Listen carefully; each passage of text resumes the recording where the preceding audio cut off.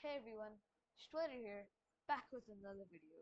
Today, I'm going to be telling you how to make a coin flip simulator in Python. Let's get started. So firstly, we want to import random and make a variable called flip is equals to random dot choice. In your brackets, you want to keep a square bracket and add heads, comma, tails.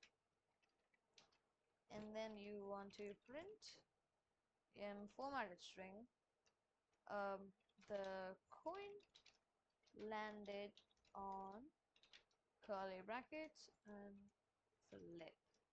If you run this, tails, tails, heads, heads. So now this is a 50-50 chance. And yeah, that's it. Thank you.